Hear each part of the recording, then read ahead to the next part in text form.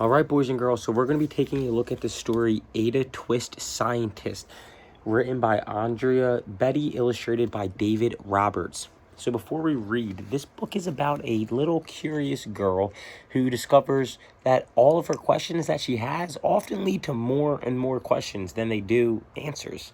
Throughout the book, I would like you guys to make and think of themes as we're reading that we can share as a whole class after. I'd like to begin with any predictions that they think that this story will be about. I also would like you guys to think of the word curiosity and what does it mean to you. Turn and talk to a partner.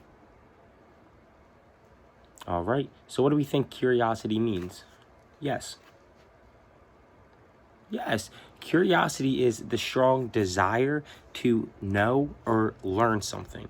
So that's just a vocabulary word that you will see a lot throughout the story that I want you guys to be aware of. Let's get into it.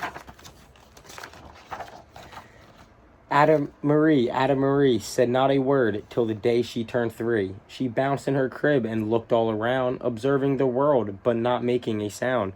She learned how to climb and make her big break. With a trail of chaos left her wake, she ran through the day, chasing each sound in sight, and didn't slow down till she conked out at night. Her parents were frazzled, but tried not to freak, as Ada grew bigger and still did not speak. Clearly young Ada, with lots in her head, would have something to say when ought to be said.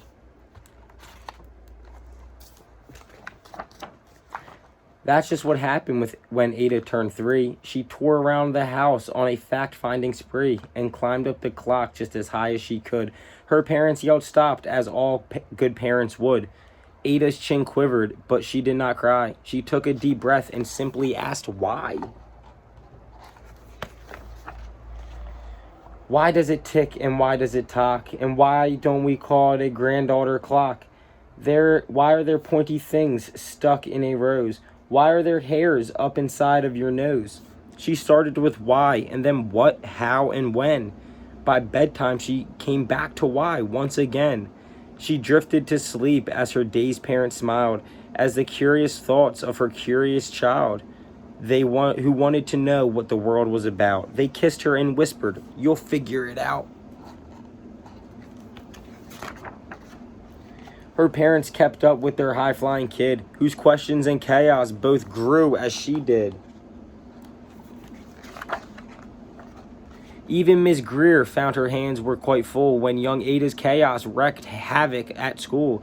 But this was much clearer about Miss Ada Twist. She had all the traits of a good scientist.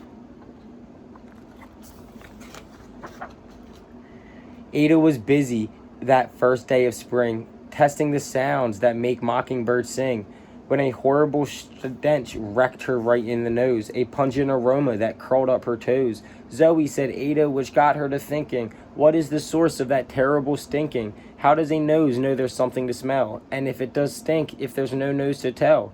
She rattled off questions and tapped on her chin. She'd start at the start, where she ought to begin.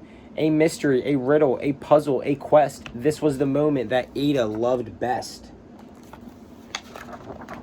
Ada did research to learn all she could of smelling and smells, both the stinky and good. One hypothesis Ada thought could be true. The terrible stink came from Dad's cabbage stew. She tested and tested, but Ada knew it was time to come up with hypothesis 2. Then Zoe, the stink struck again, just like that. Hypothesis 2, it's caused by the cat. The cat couldn't make such a stink on its own. It needed perfume and some fancy cologne. So young Ada tested. The test was a flop. She started again, but her parents yelled stop. Ada Marie, to the thinking chair now. By the time we count 3. Enough, said her mother. That's it, said her dad. But her parents were frazzled, and mad. Why? Ada questioned. Her mother said no. What? Ada queried. Her father said go. You've ruined our supper. You've made the cat stink. Enough with the questions. Now sit there and think. She looked at her parents. Her heart turned to goo. Poor Ada Twist did not know what to do. She sat alone by herself in the hall, and Ada once more could say nothing at all. And so Ada sat, and she sat and sat. She thought about science and Stu and the cat and how her experiments made such a big mess. Does it have to be so? Is that part of success? Are messes a problem? And while she was thinking, what was the source of that terrible stinking? Ada Marie, what scientists do? She asked a small question, and then she asked two. Each of those led to her 3 questions and more. Some of those questions resulted in 4. As Ada got thinking, she really dug in. She scribbled her questions and tapped on her chin. She started at why, and then what, how, and when. At the end of the hall, she reached why once again. Her parents calmed down and they came back to talk. They looked at the hallway and just had to gawk. No patch to bare paint could be seen on the wall. The thinking chair now was a great thinking hall.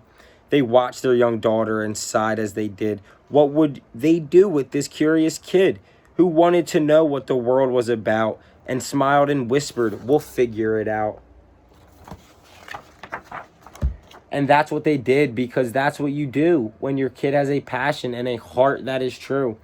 They remade their world. Now they're all in the act of helping young Ada sort fiction from fact. She asks lots of questions. How could she resist? It's all in the heart of a young scientist. And as for that smell, what can Ada Twist do but learn all she can with her friends in grade 2? Will they discover the stink that curls toes? Well, the question is, and someday, who knows? And that is it, boys and girls. So I now want you to turn and talk to your team about some possible themes after reading this story. Some themes after reading this story is to never give up when you face failure. And throughout the book, Ada never gave up whenever she had an obstacle thrown her way. And also that curiosity helps understand how things work. Ada was really young and she was experimenting with different things, but it takes those multiple tries and attempts, and again, these experiments that may seem outlandish and crazy, but it all has a meaning. And then also, space to be curious leads to creative thinking and problem solving. And again, throughout the story, it was evident that throughout Ada's imagination and her creative thinking, she was able to solve the problems in her own way. So now we're going to do a little turn and talk with your team after each question, and then I'm going to call on random teams. The first question is, what do you think Andrea Betty wants us to learn from reading Ada Twist Scientist? Turn and talk. All right, team 1, what do you think?